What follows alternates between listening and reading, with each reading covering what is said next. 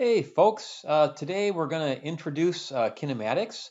Now this is Physics C, so everybody that's taking this course should have already had a year of physics, so a lot of the stuff that we're going to talk about is reviewed today. Also, if you need a moment, please pause the video, and if you would copy the number line and the three words I have there, position, distance, and displacement. I'll give you a sec for that. Alrighty.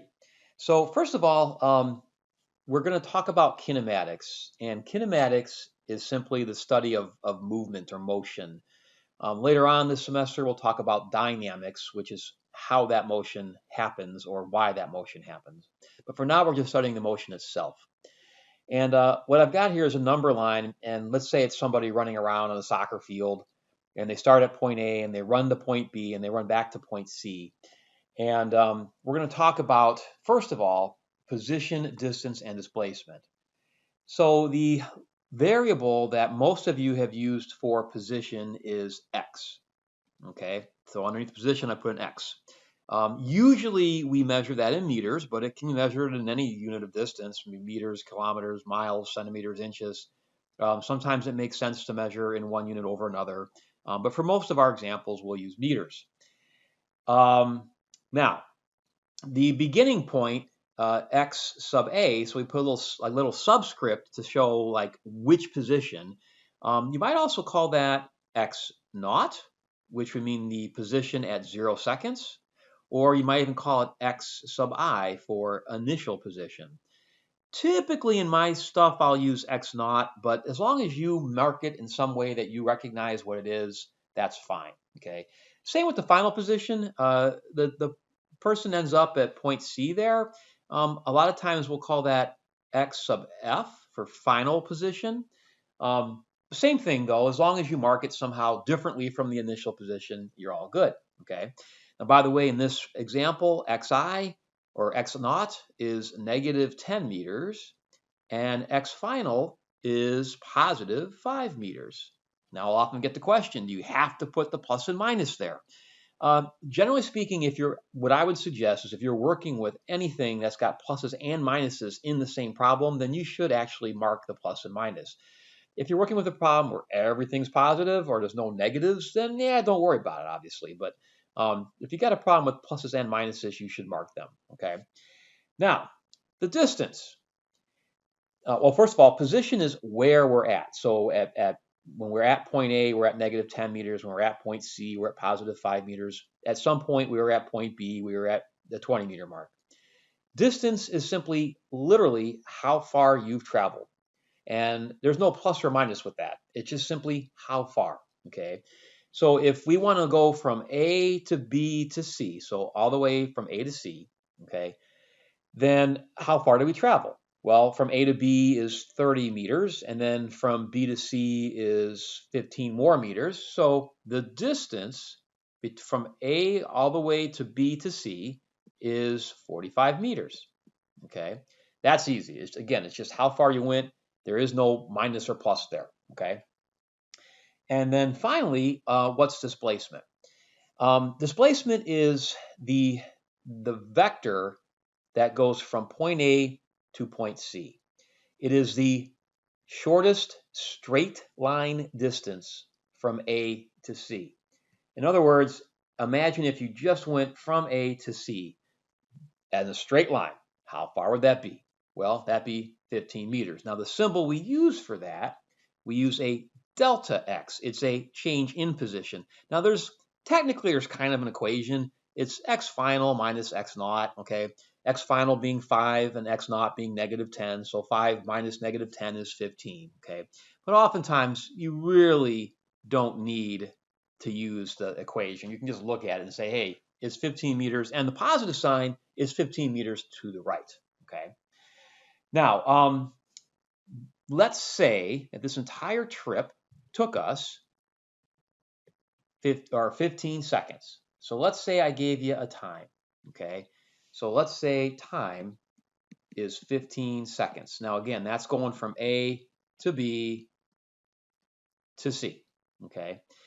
Well, there are two speeds associated with this, okay?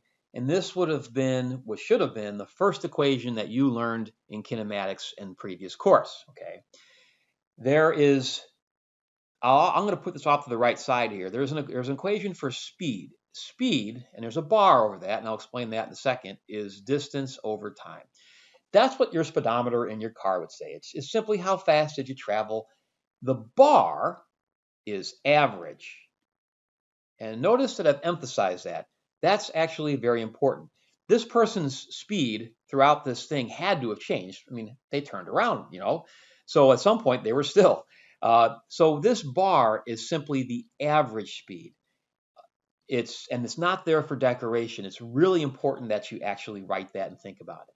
Now in this problem, it's real easy. It's 45 over 15, so the average speed was 3 meters per second. That's how fast they were running, okay, on average throughout this 15-second trip, okay.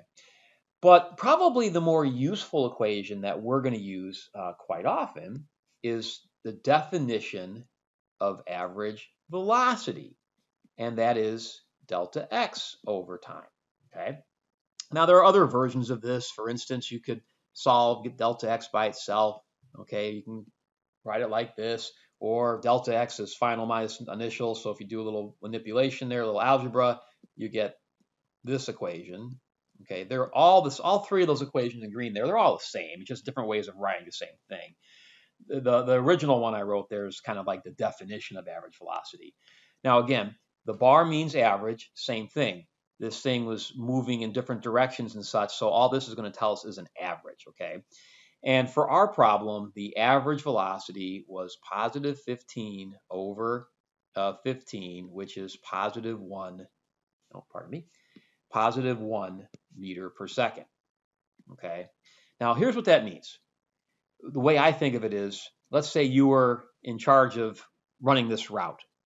What would be the most efficient way for you to get from A directly to C? Well, the easiest way would be for you to walk 1 meter, okay, per second for 15 seconds, and then you would end up at C, okay? So that's what's going on. Average velocity is kind of like saying what happened on average. Now, by the way, as a consequence of this, if I start at A and go to B and go to C and go back to A, okay, and end at A, then my displacement would be 0 meters, meaning my start and end points are exactly the same. My displacement is 0, which would also mean your average velocity would be 0 in that case. Doesn't mean you didn't move. It just means on average you didn't move. You move some to the right, you move some to the left, and they all cancel, okay? Now, another example where these are quite different is, let's say you're running on a circular track, okay? And you start at the top and you end at the bottom of the track, and they give you a time and a distance, okay? If somebody asked you for your average speed, so let's say you ran half a lap, okay? Your average speed would be the half circumference of that circle, okay, divided by whatever the time was, all right? How would you calculate your average velocity? Well, remember, velocity is displacement over time, and displacement is your straight line distance, meaning you started here and you ended here. Here's a straight line. So in that case, if I asked you for an average velocity, you would take the diameter of that circle divided by the time. And you should probably write in this particular case south. So you on average were moving, 3 meters per second south.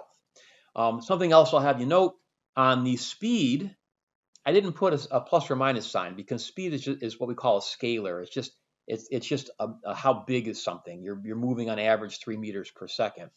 Velocity, though, because that's a vector, it has a direction.